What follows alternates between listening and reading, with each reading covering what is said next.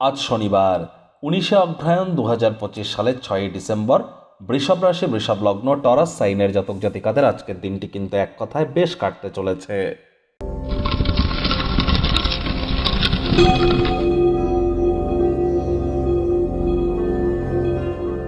ভিডিওটির শুরুতেই স্ক্রিনে আপনারা দেখতে পাচ্ছেন শনিদেবের বীজ মন্ত্র ওম প্রাং প্রিং প্রং স শনিশ্চরায় নমঃ। এটি আপনারা সন্ধেবেলার সময় 108 বার জপ করুন, অত্যন্ত উপকৃত হবেন। বর্তমানে শনি মহারাজ কিন্তু মার্গী হয়েছেন। শনি মহারাজ কিন্তু এতদিন বক্রী ছিলেন, তিনি মার্গী হয়েছেন এবং 2026 সালের 27শে জুলাই পর্যন্ত একটানা প্রায় 7-8 মাস শনি মহারাজ মার্গীই থাকবেন।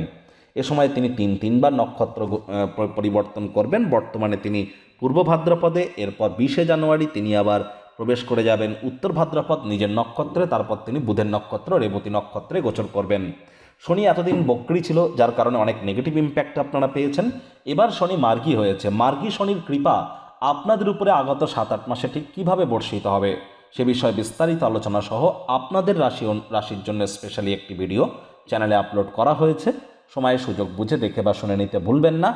আই বাটনে আমরা লিঙ্ক কিন্তু দিয়ে থাকি। আজ শনিবার সাদা রঙের বস্ত্র পরিধান করা থেকে বিরত থাকুন, আর সরিষার তেল বেগুন খাবেন না, কিনবেন না। ভাগ্য মিটার আজ আপনাদের বলছে 7 আউট অফ 10। ভাগ্য আপনাদের অনুকূলেই থাকবে। অর্থ এবং কর্ম এই দুই ব্যাপারেই আপনাদেরকে একটু সাবধানতা অবলম্বন করেই চলতে হবে। আজ কায়িক পরিশ্রম হলেও শরীর মনে সতেজতা এবং তরতাজাই আপনারা অনুভব করবেন।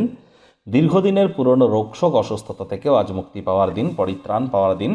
আজ কোনো স্থানে অর্থ বিনিয়োগ করবার আগে সব দিক বিচার বিবেচনা করে নিন। প্রয়োজনে বিশেষজ্ঞদের পরামর্শ গ্রহণ করুন। ব্যয়বহুল একটি দিন, খরচ বাড়তে চলেছে। না চাইতেও কোনো ভুল করে বসতে পারেন। মানি ট্রানজ্যাকশন করবার সময় অত্যন্ত সচেতনতা আপনাদেরকে অবলম্বন করে চলতে হবে। চাকরিজীবীদের অফিসে কম কথা বলে কাজ বেশি করতে হবে। মনের থেকে মস্তিষ্ককে বেশি দাম দিতে হবে। কোনো প্রকার অফিস পলিটিক্স বা গসিপিংয়ের অংশ যেন হবেন না। বসের কিন্তু কুনজরে আপনারা পড়ে যেতে পারেন। রাজনীতিবিদ যারা আছেন, জনসংযোগ বৃদ্ধি করুন। হার্ডওয়ার্ক, কঠোর কায়িক পরিশ্রমের কোনো বিকল্পই কিন্তু নেই। শিক্ষার্থী বিদ্যার্থীরা যে কোনো প্রকার পরীক্ষা প্রতিযোগিতায় সফলতা অর্জন করবেন।